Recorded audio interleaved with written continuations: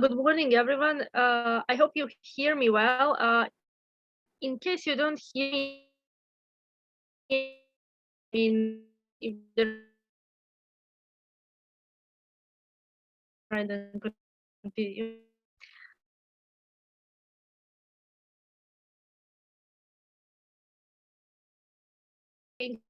Thing like meaningless, just bear in mind that I'm like just super tired. So I'm Alma Jeftić. I'm currently a doctoral candidate, actually, like I'm at the end, expecting defense, psychology department at University of Belgrade in Serbia. And I'm also currently working as a research fellow at the Peace Research Institute International Christian University in Tokyo. I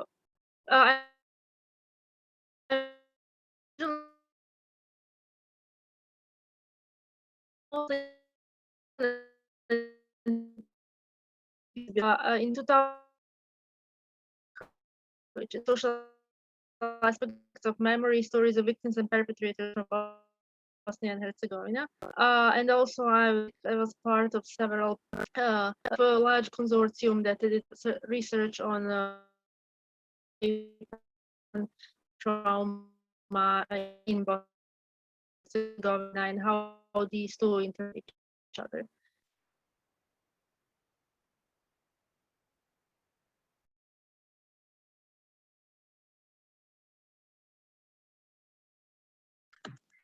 Alma, your internet is going in and out, and it might be good if you turn off your camera a little bit so that we can hear the audio.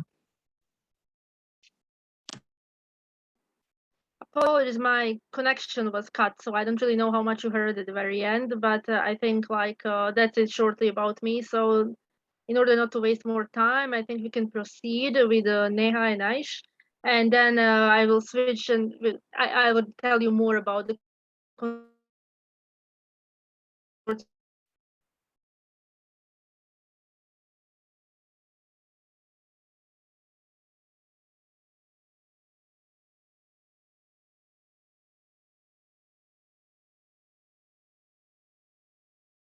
Neha, you want to jump in? Yes, I think we'll go with that. So, hey, Neha here. I'm also I'm a first year doctoral candidate in clinical psychology at FPN Maastricht. But I'm placed here in India because I teach here, and my population of research and interest is also here in India itself.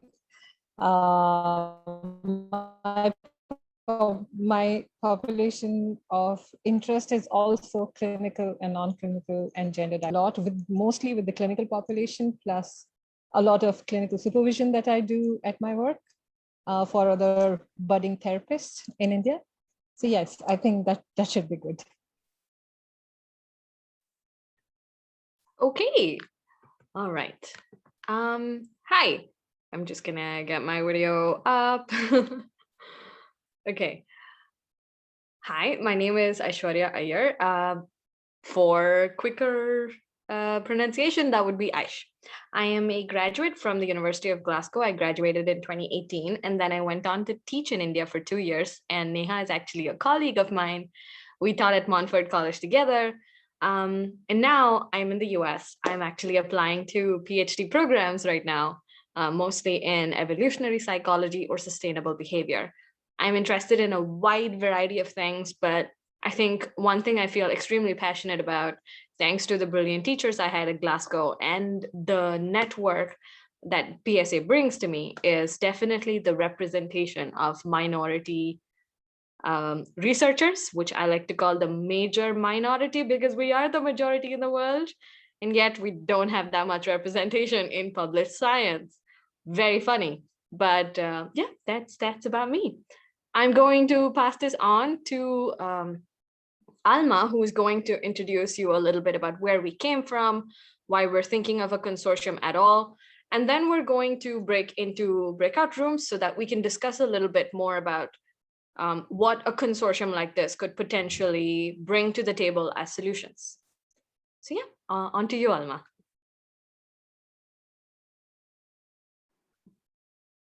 Okay. Okay, I hope you hear me now. Sorry, my internet connection is somehow pretty bad. So I switched off my camera. So I would just like to tell you like a little bit more about how did we come up with this idea. So basically, firstly, it was like I had some initial idea to do some sort of a research on how these pandemics affected young people in developing countries. Brilliant ladies from PSA, we actually came up with another that will help us bring all those people, and in one hub, and then to somehow, give them the potential to develop their ideas and to basically develop psychology in a way in which it hasn't been developed yet. So what can we conclude? That psychology is still like oriented to these Western educated, industrial, rich, and democratic societies. Um, so basically, those actually countries make up approximately of 16% of world population. So 84% is somehow underrepresented in our research. And what we realized is that even though PSA is doing its best actually to bring those people and give them the platform, we actually need to somehow group those people and give them the space where they can uh, tell us and explain their ideas, explain what are their struggles. Because we set this cutoff index y like 0.8 for developing countries. However, it is all these countries are different. I'm from Bosnia; it's totally different than how it would be like, for instance, in Kenya. Then Kenya would be different than India. So we have to somehow, hear different voices all together and then to see what are these struggles and how we can fill in this gap that exists in psychology particularly, but it also exists in other disciplines as well. So maybe we can move to another slide.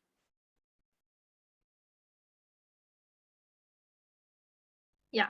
So this is exactly what I said. Like 68% of psychology participants are Americans. So basically, it is really hard for us to generalize the results. And basically, it is really hard to, even when you're doing research on population that is not from these, like how we call them, weird countries, it is hard to basically make some sort of comparisons. So what we need to include those like large amount of countries, large amount of people basically that are currently underrepresented, and to see what is going on, how to make that research possible, how to basically do the replication studies, how to do a measurement, how to prepare the instruments, etc., etc. So maybe we can switch to another slide, and then I will give more. So this is something that actually Aish wanted to describe more with some sort of with the previous research that has been published on this topic and how it contributes to what we are going to tell you more about now and later, and what exactly are major visions and missions of this consortium and why we really need it. So Aish, you can start. Thank you, Alma. I wanted to continue on with what Alma already said, that networks like PSA, networks like Many Babies, and even use or existence of products like the OSF create a space for minorities to come into the general scientific sphere. But I feel like what the Western world or the weird population of scientists doesn't acknowledge. So it's not a matter of them fixing the problem for us, but it's about acknowledging that we are fighting larger systemic challenges as non-weird academics. I can only speak to the Indian population, and I know that within my country right now, we have a very big shortage of qualified researchers. To even get into publishing of science, we do not have enough PhD qualified researchers that could, say, get grants that are making it easier on them to conduct more research and therefore start publishing. Of course, when it comes to conducting funded research, as the brilliant paper by Salan, Miguel, and Natalia, and Hans, and Dana, if she's here, will highlight, is that a big challenge is funding in non-weird populations. Funding is very little. If it is available, it is directed to larger natural sciences. And if it exists with social sciences, of course, we need populations that are qualified to win these grants. And the final point that I'd like to make, even though it can be a very awkward conversation to have with a lot of other people, is the fact that even if open access publishing exists, we don't have the funding in place to write to these journals and to get them published in open access channels. For example, Nature's current open access publishing model is at 9,500 euros. And my monthly salary would be 350 euros. Simply not possible for me to get there. But the solution, of course, is collaborative team science. And I wanted to highlight this paper which is the PSA COVID Rapid study number 2, which just came out recently. And it's thanks to big collaborative team science organizations like the PSA that minority researchers have a place, or at least a chance, to get in on common and mainstream journal publications. So I definitely think collaborative science is the correct direction to go. However, like Alma mentioned before, the PSA's main aim is to find generalizable evidence to solve the replication crisis. And the replication crisis has many smaller problems. For example, we have a theoretical crisis. We also have a larger representation crisis. And I think a consortium of researchers from developing nations doing research in developing nations is important, because we cater to the representation crisis. So it's a different method of addressing the larger replication crisis. And that's why I think we need a consortium whose vested interest is to make sure we have representative data. And on to you, Alma.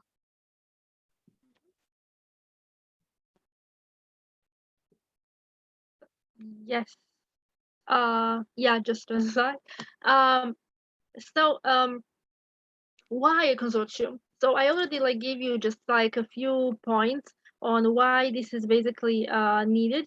However, I will just like to emphasize that here we are not saying that PSA and many labs and are not providing enough platform for researchers coming from developing countries. However, it doesn't solve this greater challenge of inclusion. How do we include those people? I think that there is a currently I cannot follow the chat unfortunately at the moment, but I see that someone just pointed out that whether we really want the research that has been produced in developing countries to end up in some wealthy expensive journal. So it is also another question that what we say here, that although psychological scientists and researchers from academically peripheral countries, predominantly in developing nations, face unique challenges pertaining to systemic structures, funding, differences in zeitgeist of psychological research, and pace of scientific advancement that may be different from scientists from academically strong countries. But it still doesn't mean that they cannot produce good research in case if we actually establish some platform that can help them do it, and that platform would help them prepare the instruments that they need. Then we can also establish sort of a mentoring, and as I said, even when I was announcing this unconference, I said that we are also inviting those who are from developed world, because it is very important for us actually to hear their opinion, and actually to see how we can collaborate in that way through the mentoring schemes, to what can be offered from that side. Maybe another slide so that we can go to, yeah, what is our mission and vision? We wanted to provide and to build mutually beneficial networks that could accelerate the pace of scientific advancement. So with accelerated pipelines for conducting and disseminating scientific research. So basically, it is not just whether that research is going to be published in Nature or it is going to be published in some other journal. It is about organizing and people and providing them all necessary equipment that they need to do that research. And then, I don't really think that whatever ends up in Nature is the best. So there are also different things about it. So it is not only about whether we are going to publish in the best journal or where exactly that is going to happen. It is about waking up that scientific academic community and research community that exists in these countries, and to give them the platform to start doing something. I can speak about Bosnia, for instance, where we have some really good scholars, really good researchers, but they simply don't have resources and they simply cannot follow, for instance, the conferences that are happening in the Western countries. They don't have means to attend, to collaborate with those researchers. That is what consortium like this would like to help with. Then to bring together like-minded researchers for various trajectories in their careers from the developing nations. Because right now we don't really know, maybe from Bosnia, I don't really know how it is going on in India, in African countries. I don't really know what's going on in other developing countries. So that is something that I would like to know, and I would like to get to know people who are working there. Build a network of researchers, scientists in the field of behavioral sciences for knowledge and skill exchange.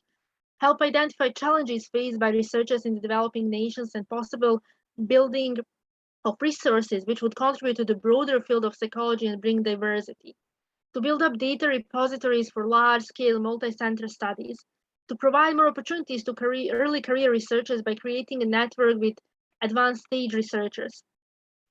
And to build capacities necessary for the adaptation and standardization of psychological measurement instruments. And to basically highlight and promote the research conducted by these non-weird psychological scientists and researchers through a lens beyond Western psychology. So it is like we have put many things here, and we also know that it is not possible for us to, just jump into the blank page and just achieve all of these at once. But we want to start, even if we are starting small. So we want to build structure first for this consortium, and then to see to bring as many interested researchers and scientists from those countries and see how we can collaborate on what we can do next.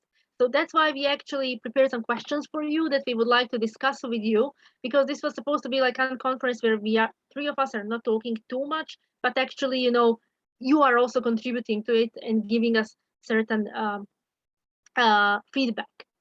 So, okay, this is something that you have already seen and most people were interested in. So basically, we actually are interested in countries with a human development index of below 0.8.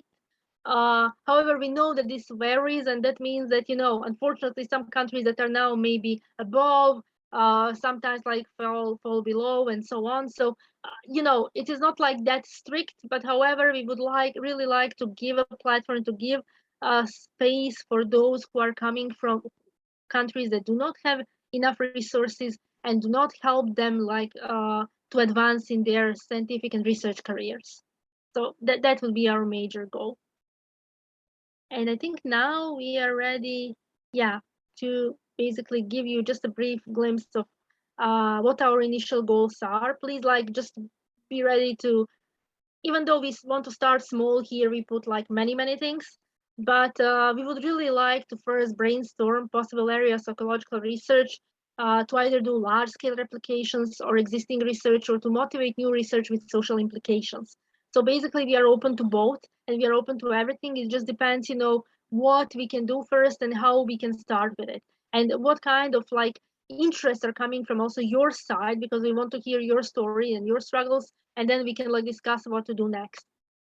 And to overview and emphasize the importance of bringing, oh, we are still, can you return to the previous one just a minute? Previous, yeah, thanks. To overview, emphasize the importance of bringing race, ethnicity, and culture into psychological research, which is now not the case, especially if we're talking also about reviews of articles submitted to journals, to develop protocols for increasing diversity and inclusion practices in large-scale collaborative research, and to provide recommendations for the introduction of the epidemic approaches into psychological science. So, okay, we have lots of goals, but of course we will start, dealing with it one by one, and to see how many of these we can achieve in the first round, and then how many of these will be our long-term goals, and how many of these will be our short-term goals. So it depends on dynamics and how many people will get involved, and how many people will be interested into helping us develop these ideas further.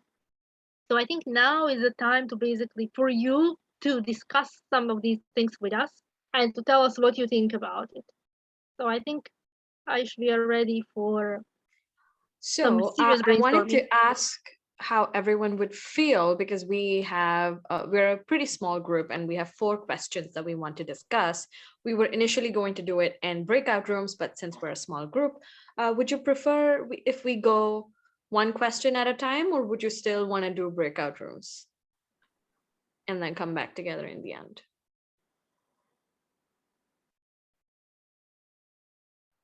I think we're a small enough group that we can stay just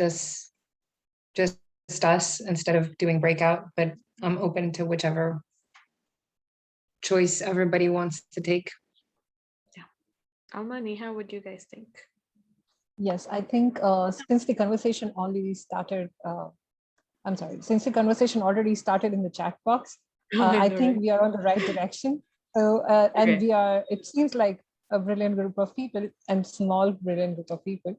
Why not do it question-wise rather than breakout? Okay, all right. I will take us to the first question then, which is this. Nadia and I coming fresh off of a measurement on conference. Very relevant.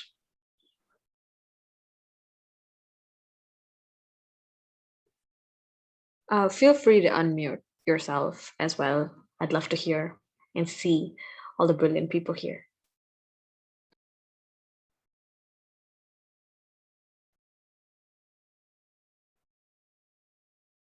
I guess I could start. Sorry, I talk a lot, so you can.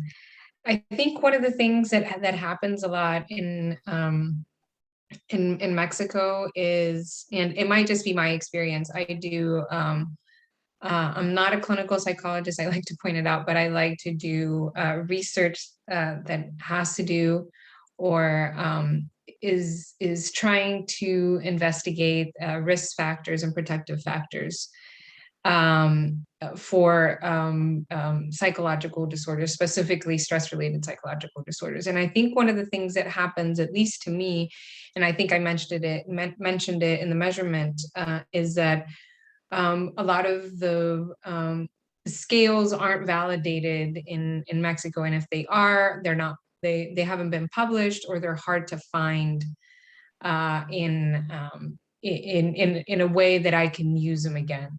The other thing, and I think we mentioned it yesterday in the social, Aish, was that Mexico is not, I love it that they like just lump us all into one thing. They are like Latin America and we're all the same.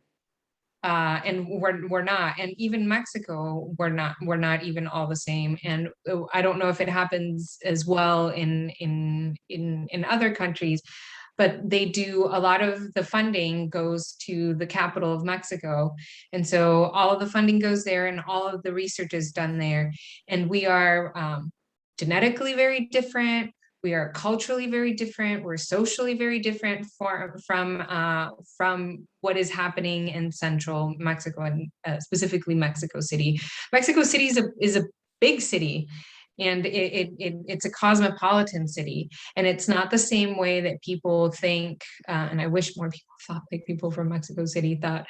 Here we are an overgrown ranch, and I feel bad that this is going to be recorded forever, but it is we were a cattle town, and it just grew. And so I'm not being facetious when I say like a big ranch.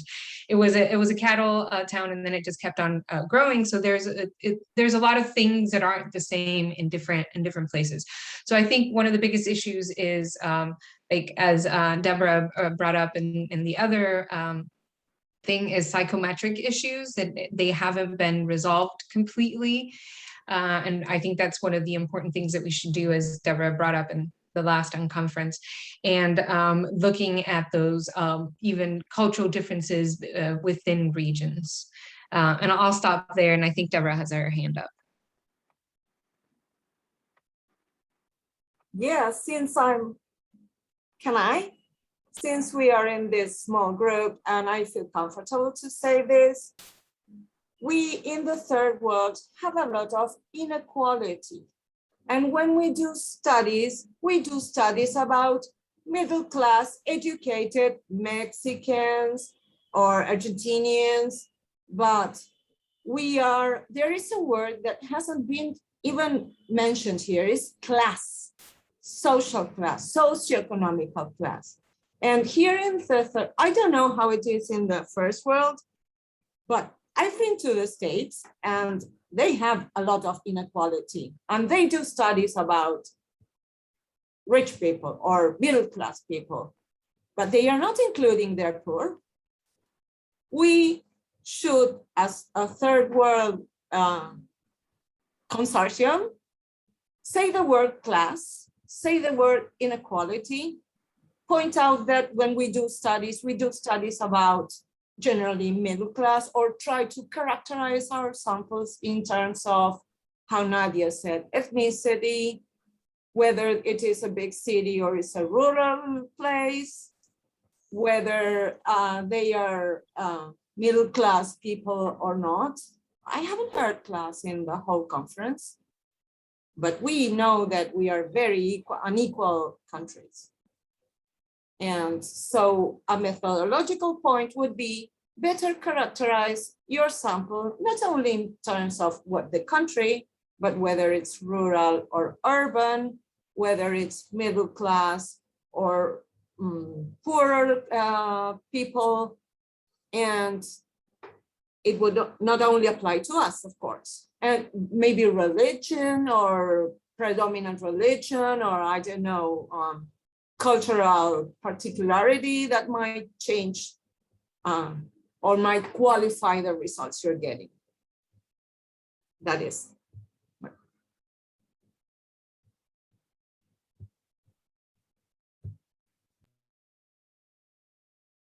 Natalia has her hand up. Do you want to go ahead, Natalia? Yeah. Right. So just to follow up on what Deborah and Nadia said. So I like to think that I'm a cross-cultural psychologist, trying to be, I mean, I'm developmental psychologist, but it's inevitable to think about these issues of social class and culture while in Brazil. I mean, it's difficult to not talk about them. So I really like the approach of cultural psychology. There is a whole lot of literature of cultural psychologists telling about how we should specify our samples. And I think I agree with Douglas Medin. I don't know if I'm saying his name correctly. Medin, I don't know. I think it's Medin. He talks a little bit about what Deborah said, and he says like things like specifying your sample. We all do that, I believe.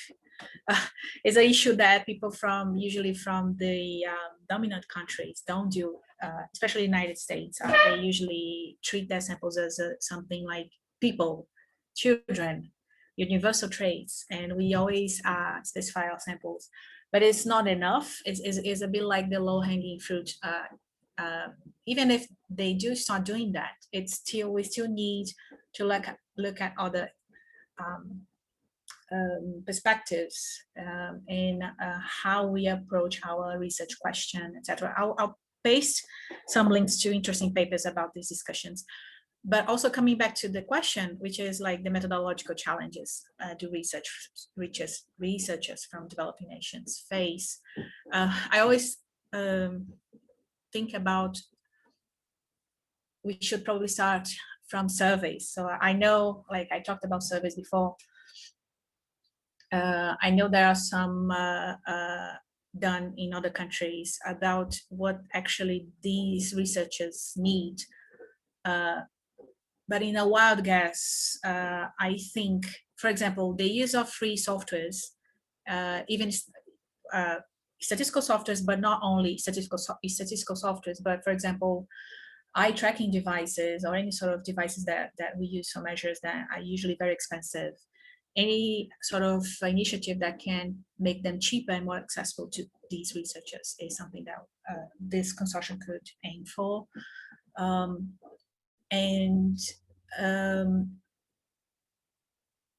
Yeah, I think it's pretty much that. I just wanted to say something. I don't know what kind of research we do in this group, but my research is sort of cheap compared to other kind of research in psychology. So I really just spend more money in Brazil is very expensive now, fuel if I need to go somewhere else. so with transport. But people need some what we call, I don't know in English, sorry, I forgot the word. It's if you need to like do some hormone measurement, or as I said, eye tracking measures, anything that involves some sort of substance that you need for your lab. So these are the sort of, it's not methodological, but it's like you can't really conduct your research if you don't have the materials to do that, even if you have the knowledge to do it.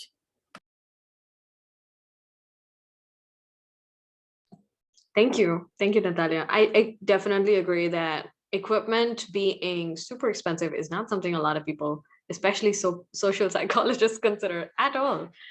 I also want to talk a little bit about how funding is used for different resources within research across the world. For example, in India, we do not pay our participants. And one of the main reasons that senior professors will cite to tell you not to pay participants is because it could impact their motivation for participating, and the general consensus in Indian research is we don't pay. But most of the money that we do have goes into paying RAs, or like you said, transportation or equipment or publishing fees, which I think also brings new challenges to how we look and conduct research and how fast our research happens. I would like to add to that, plus Natalia's point, which made me think, I mean, is it just me or other people in the researchers in the developing nations among you who feel that research is, if it is a simpler research, it's going to be cheaper? Or I sometimes feel that we are made to think that because we are making do of things, right? We make do. We don't have resources.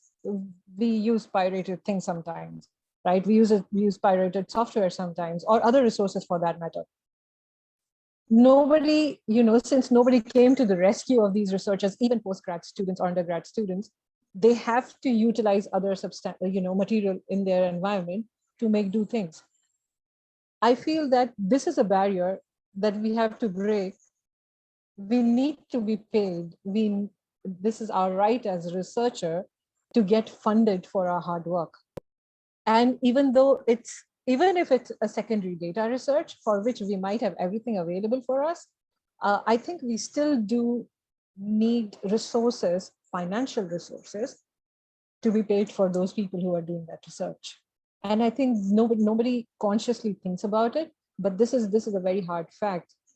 And I think COVID made it, fortunately or unfortunately, made it very evident that with the pay cuts, with every other resources going down, researchers felt the more burn of it. So I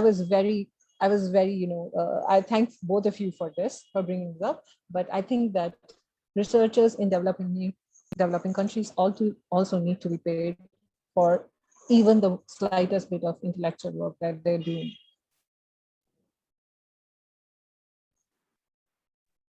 Okay, do we have anyone who would like to share about the methodological aspect? Yeah, I want to add something to what Neha, right? Is that your name? Yes. Yes. Yeah, but said, in Iran, in addition to financial problems that we have for buying equipments, we're also we do not have access to buying them. So our country is under economic sanctions, which makes companies unable to sell us some equipments. So, for example, I was doing a VR study, a virtual reality study, and I needed a 360-degree camera for that. So that camera was not available in Iran because the company did not sell these things to Iranians. And I also couldn't buy this online because Amazon or other markets, they are prohibited from sending products to Iran. So for buying that camera, I went to a smuggler, in Tehran. And so I went into a very dark and humble apartment.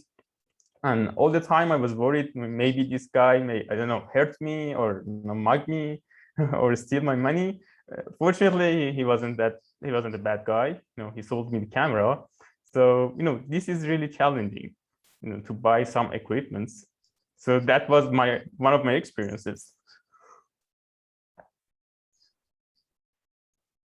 That's really interesting, because I'm sorry, I'm not going to take much time, but it is really an important perspective, because I'm not saying that we don't have to think from the larger, wider community perspective, but these are some issues that might not be seen or dealt with in the larger community. Yes, today we were, Aish was there in our morning session where we were discussing about publication biases. And I was very happy that, people were discussing about that. But for developing nations, even to get published, even to go to a better journal to get published, like I said, it's a luxury, because sometimes the fees of the journal is equivalent to 3 of the researchers pay for that month. So it's very interesting. That's really interesting point. And I think since all of us do feel a part of it coming from our own experiences, this is not a hypothetical situation. This is our own lived experiences. It gives more weightage that we need to actually do something, come together and do something about it. I think it's a really good point. Is it Hassan? Is that how you pronounce your name? Okay, it's a really good point, and I think one of the main points that needs to come out of this maybe is about access to that we all have different levels of access for hardware and software, and also different levels of difficulty to get that access from, and different levels of illegality that we've had to deal with, because we've all had to deal with it, of like, well, I don't have money to pay for SPSS, from like, I don't have access to get a camera, so I have to go to the black market. And so it's the links, or like participant pay, or other things that you need to deal with.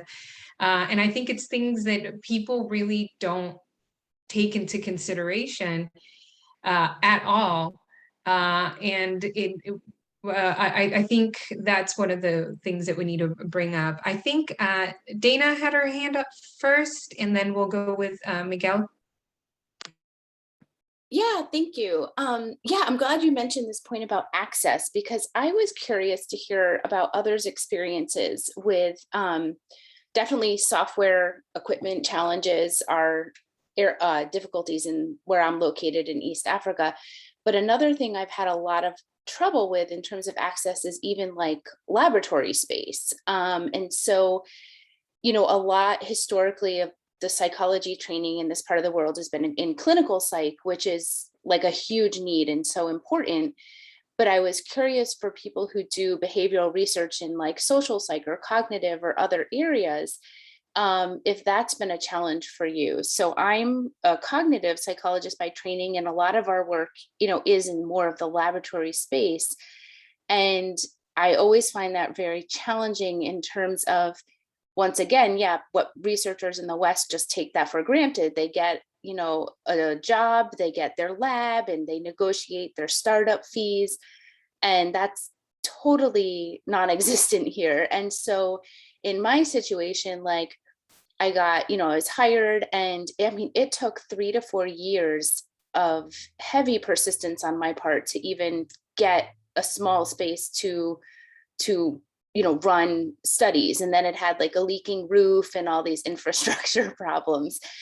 And I mean, it was a long road to get that, because my challenge was getting people I was working with locally to understand like the kind of research that we do in my area of psych, because they weren't used to it. So they would say, first they were like, well, can't you just collect data in your office? We don't even have our own offices here. We share faculty, full-time faculty share office space with other full-time faculty. We don't have that luxury of here's your own office and here's your lab. So it took a lot of, persistence and just trying to get people, vice chancellor and others at my school to understand like, oh, here's the needs to actually like get students engaged in research and train students in research. So I was curious whether others have faced similar challenges to that, because I find, yeah, it was just such a hard thing. And I was, did my PhD in the US. So I was coming from seeing what faculty had access to there, and then seeing what I was having access to and how much I had to fight for every little small thing. And it takes a lot out of you, but it's something that researchers in other parts of the world just don't understand because they take it for granted. So yeah, I was curious if others have had that challenge or have had successes in like how you've navigated that at your institutions.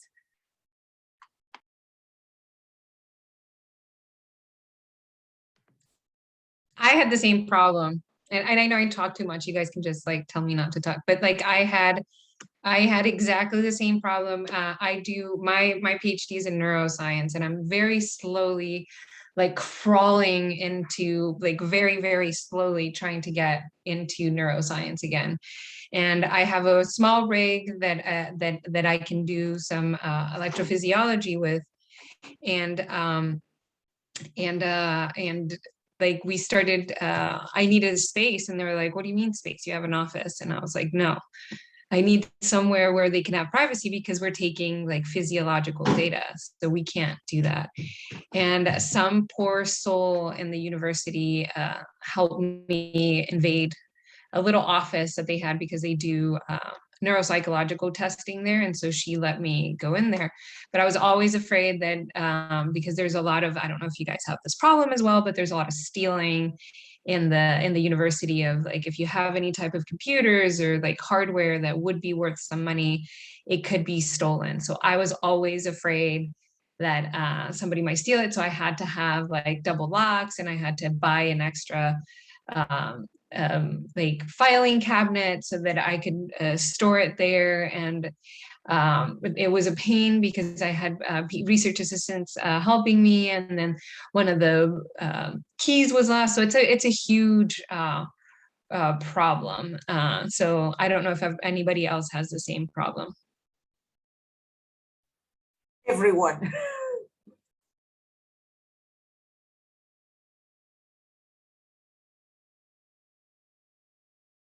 I think Miguel had raised his Yes. hand a long time ago. Yes. Miguel, you want to jump in?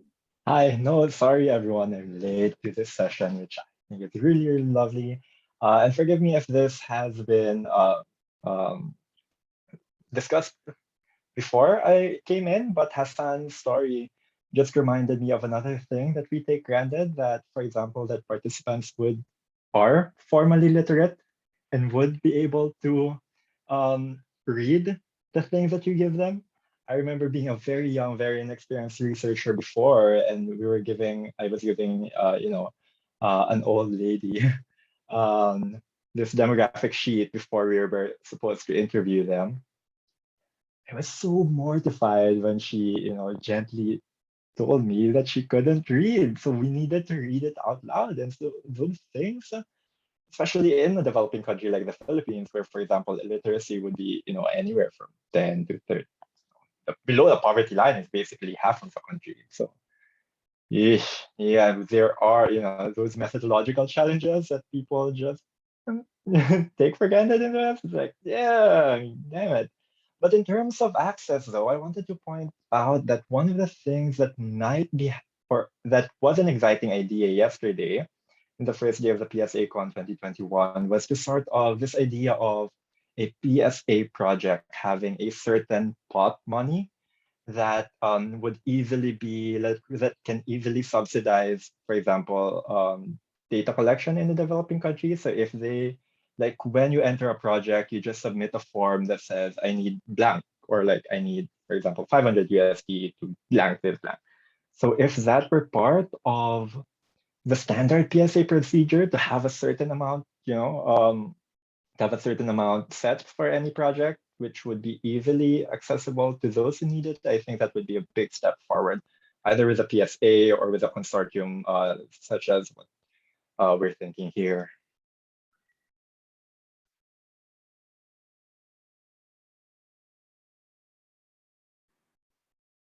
So I just wanted to say one thing, like, thank you all for sharing all of this. It's very like important for us to hear everything.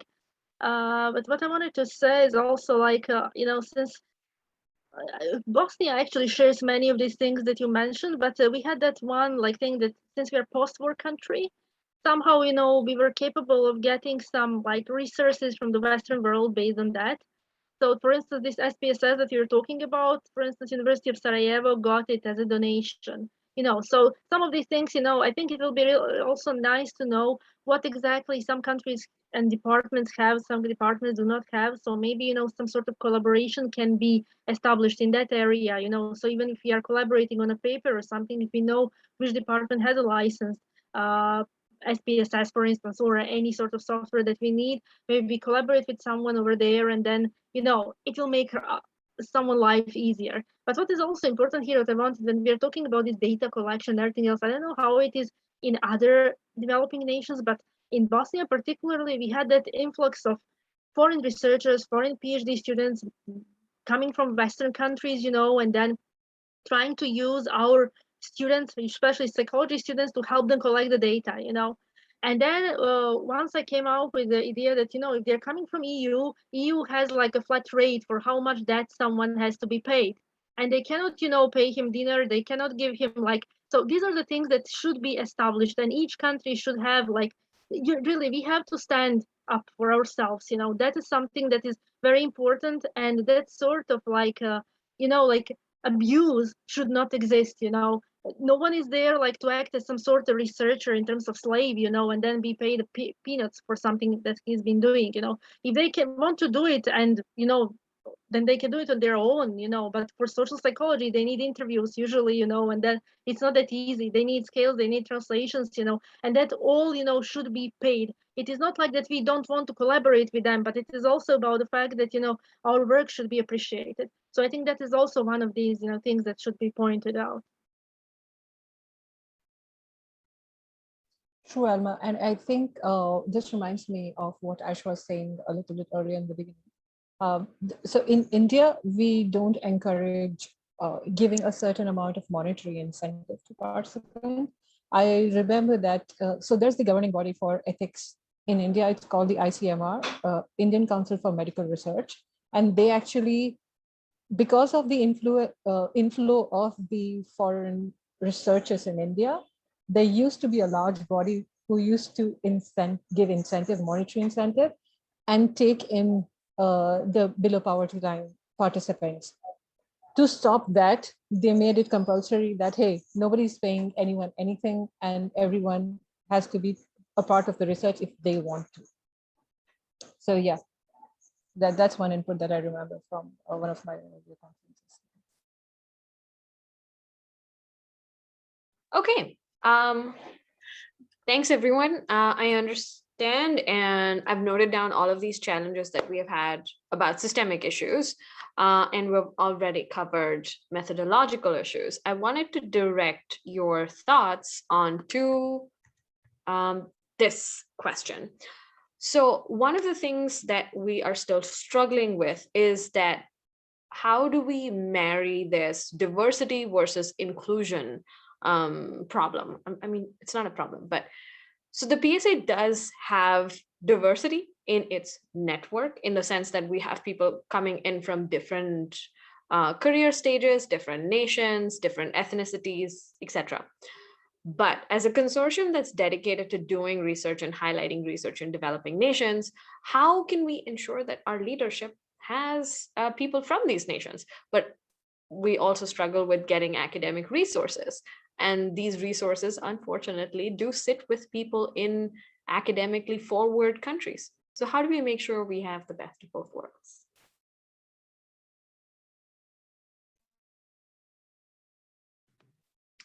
I think this is really hard. And I think part of it is that we, as Alma was saying, is we need to stand up for ourselves. But I think part of it is the room needs to be made for us. Like that's one of the problems. Like we can't stand up all we want, but if there's always a committee, and in every committee it's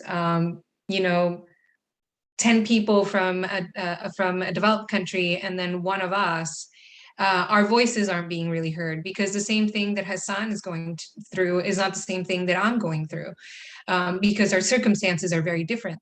So I think part of it is that we need, Aish was saying here a lot, that it's like really nice to have people from the developing countries, or like people of color in this talk. But I don't see a lot of people from, to call it, weird countries here. So they need to be hearing this too. And space needs to be made for us so that we can also be part of this conversation. And if we keep having this conversation by ourselves, and they keep having their conversations and how we can change it, and then we can have our conversations, we're not really changing things. That's just my perspective.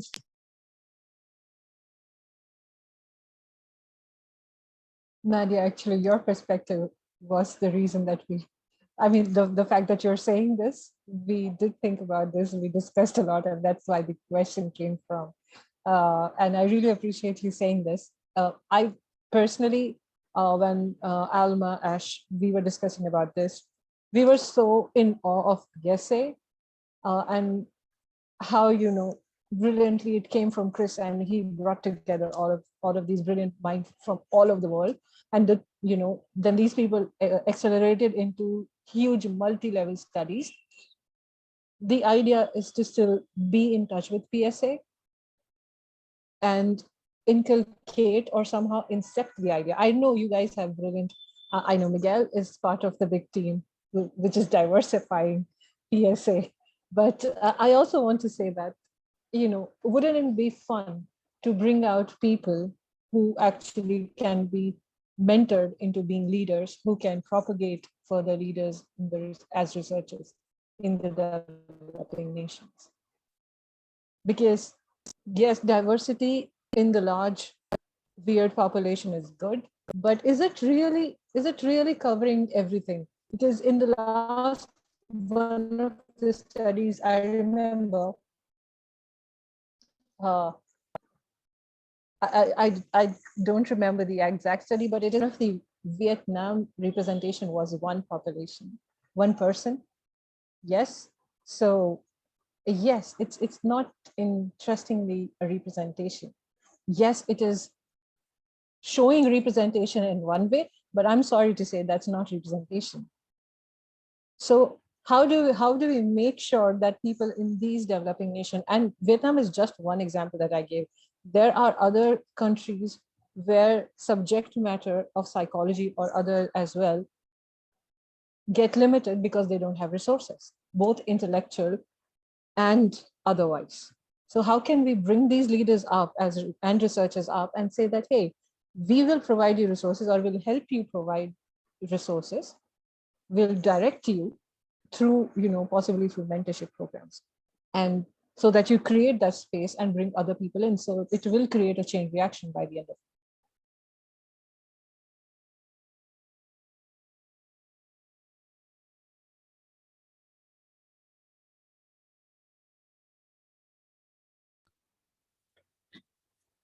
Natalia, you want to add to the discussion? I actually forgot what I was going to say, but the one of the things that I wanted to say about topic 2 was Nadia, when she joined us on PSA, she mentioned something along the lines of a mentorship program, or a little bit more like a partnership program where we could partner up people from what we are calling developing countries and people from developed countries. I think most people wouldn't be against the mentorship idea for these kind of things, but mentorship sometimes brings that the impression that the learning is happening only in one way, and it's the researcher from the developed country teaching stuff to the researcher from the developing country. And it would be good to be something more of an exchange, which is different from the mentorship program that Aish and Savannah were talking about, which is junior and senior academics exchanging the experience. I mean, talking about the experience with well, not junior, anyway, ECRs or students. Yeah, exactly. We're also mentors. And so this is something that we put on hold. Like I told her that I would bring up in one of our directors' meetings, but anyway, my life was a mess at the time. And it's something that we could perhaps adopt in this consortium for PSA at least.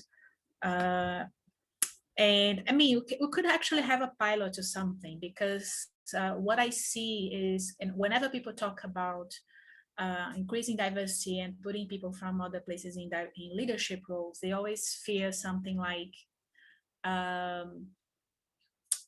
to give more autonomy or not being too what is it, condescending?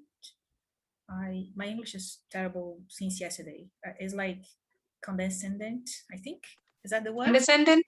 Condescending. Yeah, condescendent. Yeah, condescending. Yeah, exactly. That's the word. So it's difficult. So it might be that we try something and then we think like, no, this isn't working because people are supposed to work together, but it's actually just the more experience and people with more resources just leading the thing. I don't know. And so, for example, I have an recent experience, which has been very stressful in a way, but very enriching. Another is that I've been working with a researcher from the US, and we are in this large collaboration network in 13 countries. And she asked me if I wanted to lead a paper with some of our data, and I accepted. But it's been incredibly stressful for me.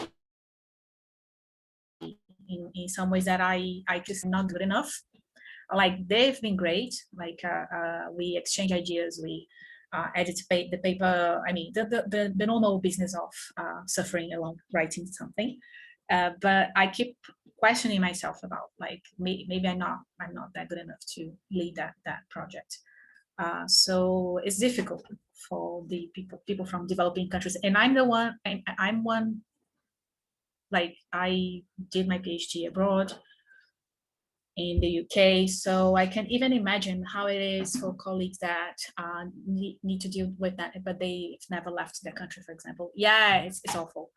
So this is something that we need to think about, perhaps running trials and trying to find the best format. That's what I'm trying to say in a convoluted way.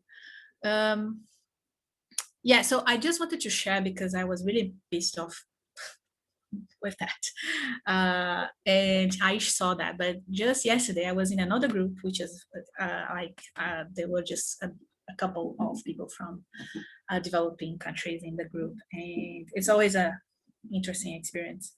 And the person was representing a funder, and I asked why they didn't have any fellows from developing countries, and she said that it's because they have a threshold of quality, and they never found a candidate that was over that threshold, and they didn't want to compromise quality in favor of diversity because they have a very competitive program. And I was like, okay, it's fine, cool. Anyway.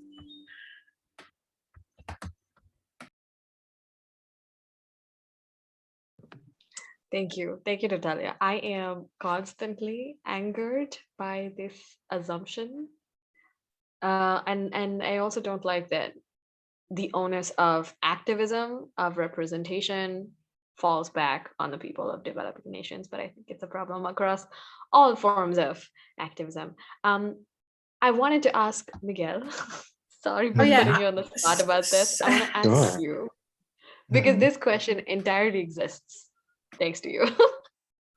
Okay, I have a lot of thought about that, actually, but I couldn't quite articulate it. So if I'm, a little odd about it, please forgive me. But I think that's one of the biggest issues that a consortium like this need to grapple with. That, for example, as Neha was saying a while ago, that developing scholars are already living precarious lives, and we're volunteering in these kinds of initiatives through our own, like, through the time we can squeeze out in a working day.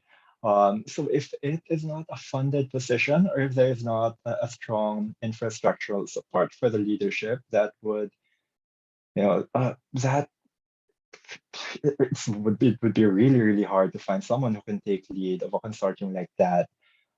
Much less, fill up the positions with, again, scholars who are already in precarious solutions. So I am very, very, I love the idea. I love the concept of, a consortium of developing nation scholars. But I think for that reason, for those reasons of precarity and sustainability, that it would be best to be embedded in an already established network. It might be my bias, for example, but for example, if the consortium can be, for example, embedded in the PSA because it has already the infrastructure, it has already the support, we will be having funds. So I think, of course, it would be my bias if we can embed this kind of network in the consortium, then if we can embed the consortium in the network, then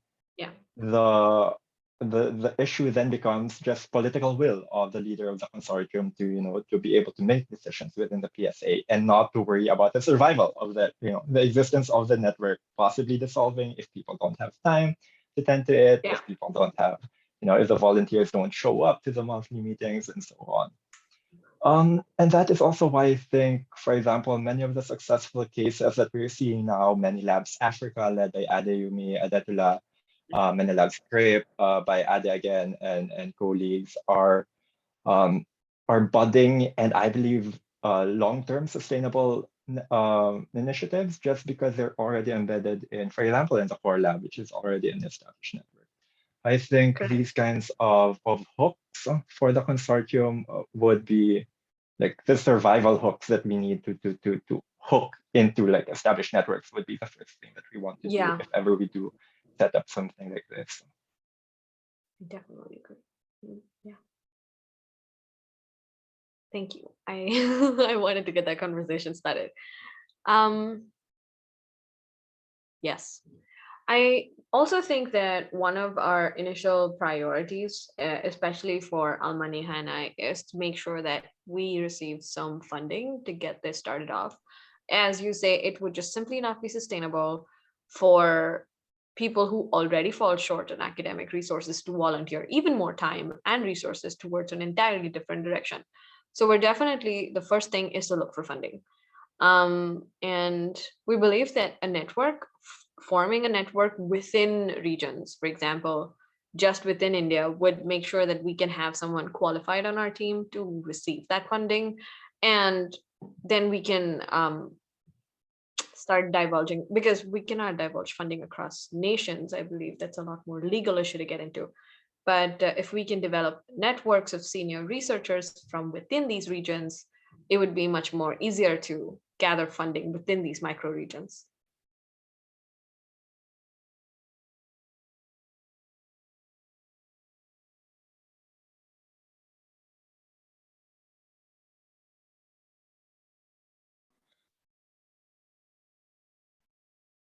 Nadia, how are we on time?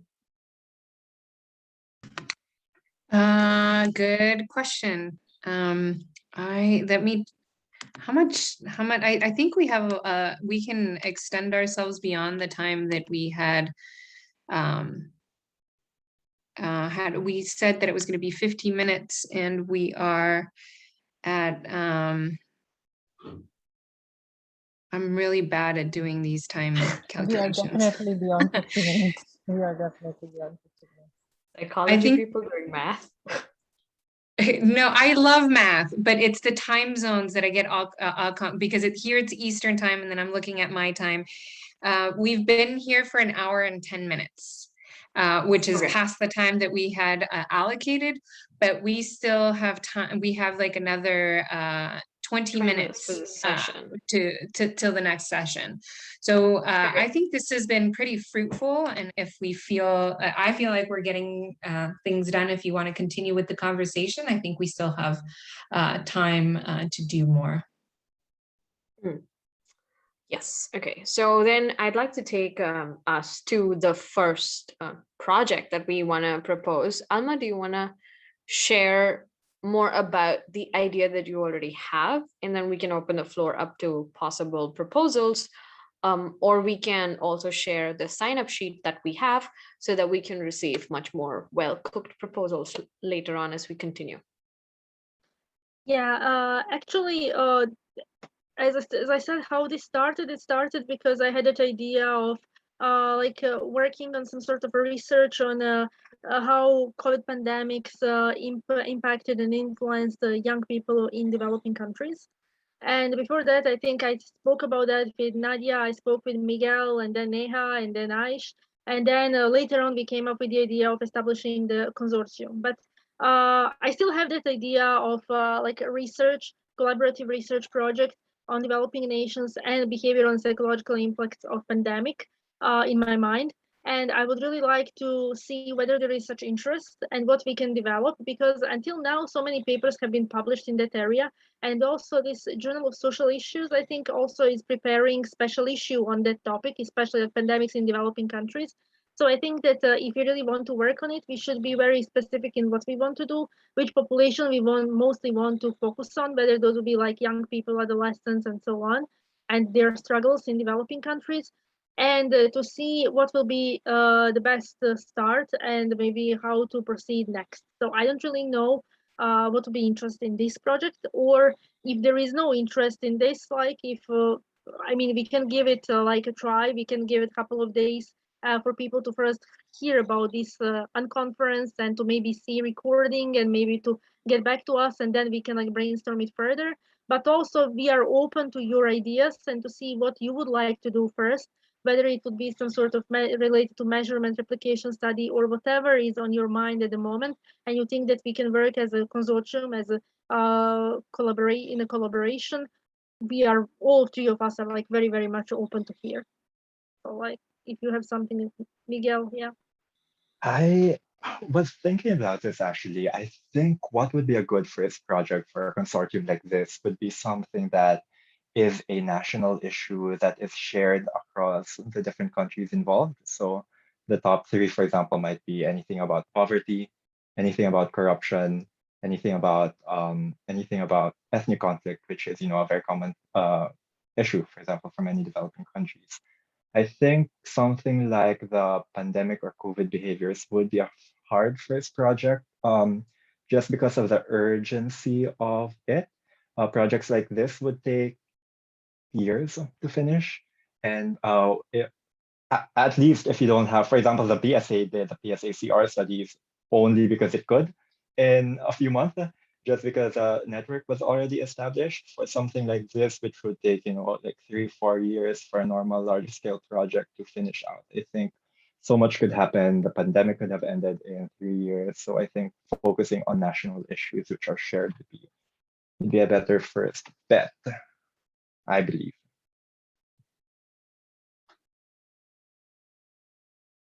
Okay, anybody else? Thank you very much for that. Like, I think that is also a good guide. So we can discuss it further for sure and see how we can start and what we can proceed and which countries we would like to involve, if we want to involve as many as possible, where it is possible, of course. And we should also think about these ethical issues and what can be done, where it cannot be done, and other things. So like that will be also things to brainstorm further. I have a suggestion. I think Natalia has her hand up, or did you leave it up, Natalia? Sorry, forgot to lower it down. Sorry, Alma, did you want to say something? Oh, just go ahead. I think one of the things that like going riffing off Miguel, I think one of the things that may have happened, and I'm talking from the perspective of Mexico, and I don't know if it's happened in your countries, is that the access to many public goods have been lowered. I don't know if it's goods or public, I don't know, English head. right now, not great. But like, for example, education, kids are just now starting to go back to school here in Mexico.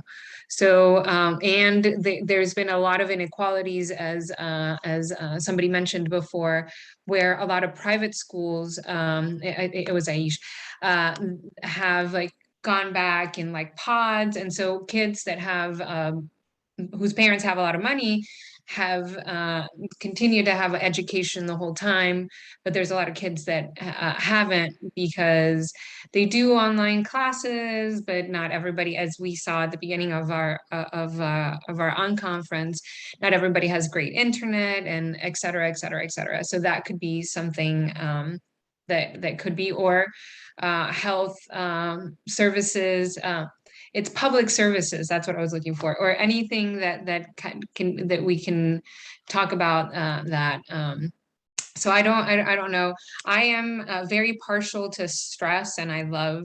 I know it sounds awful that I say that, but I love stress research, and I think this has been a really stressful time for everybody. But I don't know if that has been done a lot in research in general.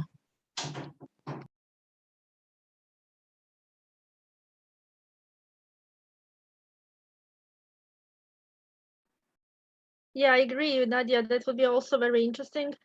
So I think that in this case, what is coming up to my mind is also when I'm listening to you, even though Bosnia is pretty low on this socioeconomic index and everything, human development index, sorry, it is still like the fact that compared to, for instance, other developing countries in other continents, we benefit from our position that we are still in Europe, and we benefit from the fact that from the we can make this invisible minority whenever we go to the Western countries, So, like being white brought us some donations and everything else. So we are quite much aware of it.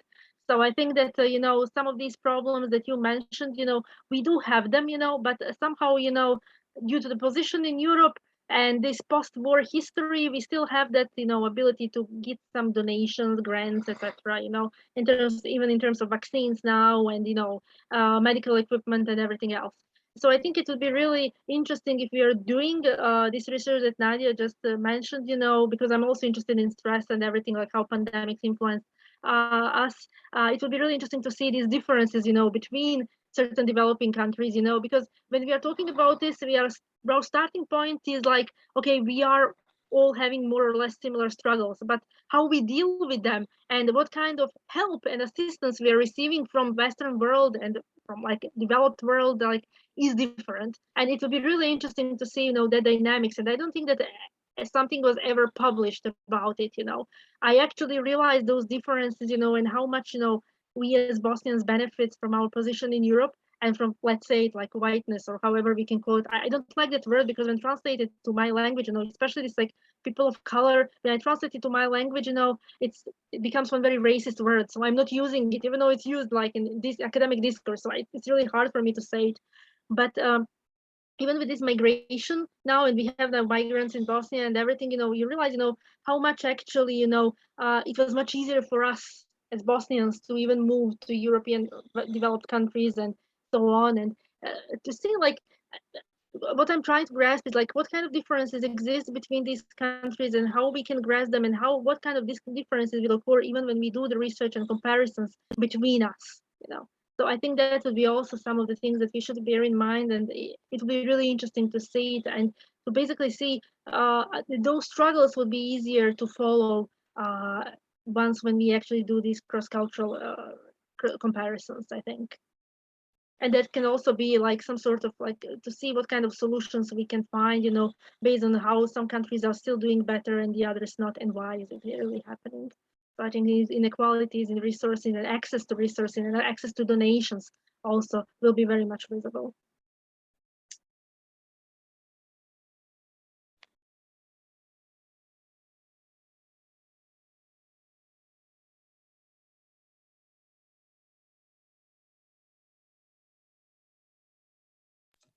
I think we have 9 minutes left. So if we want to have some last thoughts and try to make some conclusions, and I think it would be a good idea to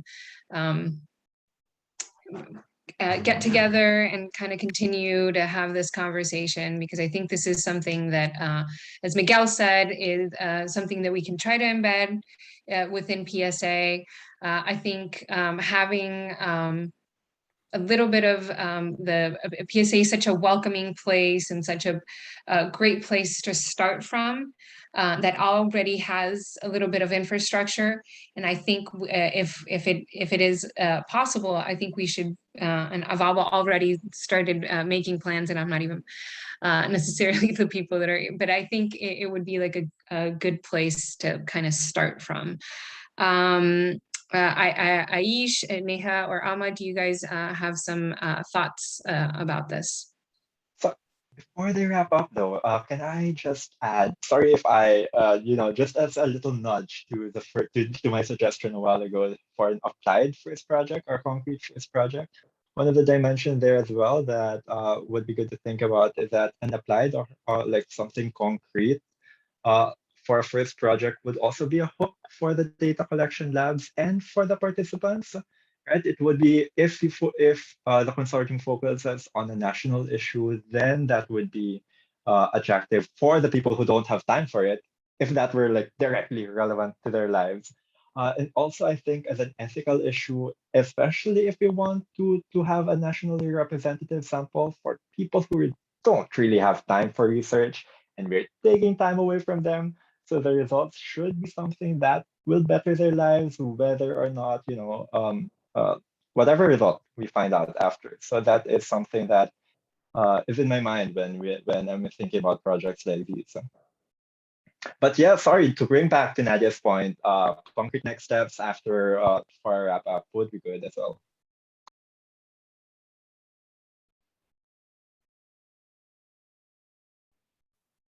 Alma, Neha, you guys want to jump in before I yabber on? Neha, do you want to say something? No, I think this turned out to be, though the group was really small, I think the inputs that we got was exceptional. And there were so many similarities. Almost all of us were on the same page with the ideology of where we three came from. So I think that was a morale booster in so many ways. And, makes us think whether we are still going to be with PSA. There is a, I think Alma and Ash also has to think, all three of us actually have to think about that. We do have a lot of backing from some of the people from PSA, so that's a plus, and we always want to be connected with them. And really, really thankful. I'm really hoping that many of you would come and join us, irrespectively. So yes, thank you all for patiently listening and contributing.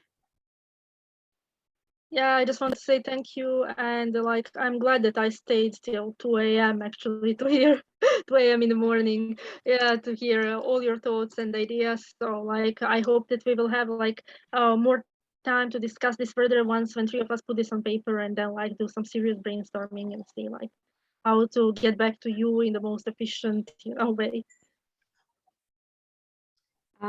Dina? Yeah, thank you. Thank you so much for hosting this session. I thought it was really interesting. And I was just hoping that I can just encourage all of us to continue to sort of add to the shared experiences we have, because there's so much power in that. And so I find, for myself, sometimes when I just mentioned my experience of going from one country to then doing a research lab in Kenya and some of the challenges I faced, and very similar to things that all of you are sharing. But sometimes if I'm in settings where there's more people from the West, and I'll just mention something briefly and their eyes are popping out of their head, oh, that's a research challenge there, because they don't even know. And I think that then I come to a group like this and it's oh yeah, this happened to me and this happened to me and this happened to all of us. And, and so I think that there's a lot of shared experiences. And I think just also this group leveraging that, so that there's, so much power in the shared experiences of getting researchers in other parts of the world to open their eyes and be like, oh, this is happening in India, and this is happening in, you know, Brazil and Kenya and all over. Because we know that's the situation, but it's just sometimes I think in conversations or meetings, they think like, oh, maybe that's just a strange thing that happened in the place where you are, or that's a challenge only there. And it's like, well, no, this might be more of the majority experience than what you've been at maybe a fancy school with lots of resources and money, and you just haven't even thought about what the situation could be. And I think, so I just see that as a big advantage. And I think another advantage is it seems like a lot of you in this group, with your studies, work experiences, have spent time in multiple countries. And I think that's also, you know, some of the research and things I've read on that, and they talk about those people being like bridge, I think they call them bridge people or whatever, who have spent time in, you know, 2 different cultures. And I think also we should be leveraging that to our advantage, because I think that perspective really helps you see like, oh, this place does this one way and this other place does this other way. So you all have like the benefit of really saying like, knowing, you know, how different areas address research issues or what advantages or resources they have available.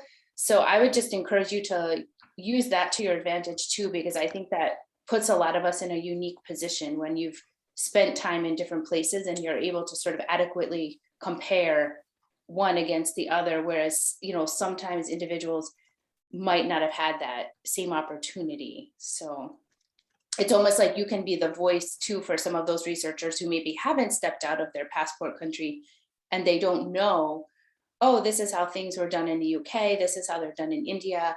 Let's see what each can bring to the table that we can learn from. But you would already have that knowledge. So those were just some closing thoughts that came to mind. Thank you, Dana. I'm pretty sure that this session was pretty cathartic for everyone finally getting to say all the things that we were thinking of. I would 100% encourage anybody that wants to continue this conversation to sign up, share your email. We will happily make a Slack for everyone. And we're looking forward to speaking with Nick and Chris again. Chris was nice enough to invite us to come back after this unconference to share thoughts on what to do next. And I definitely agree with Miguel that we need to piggyback off of established networks and acknowledge the resource shortage that we do have. But I also feel like a network or a consortium that's dedicated with vested interests on representing diverse research is going to do much more for this than as an addendum to an existing network. So let's see how this goes forward. If the least that comes out of this is a paper, I would be good with that. But yeah. Thank you for being here. And thank you, Nadia, for making sure that we have so much time and space to talk about these things. I tried my best. It's the first time, so I tried being my best, and I hope I didn't over talk. This was super fun. I'm glad we were all here, and I know that we're going to do great things because we're all wonderful people. All right. I'm going to stop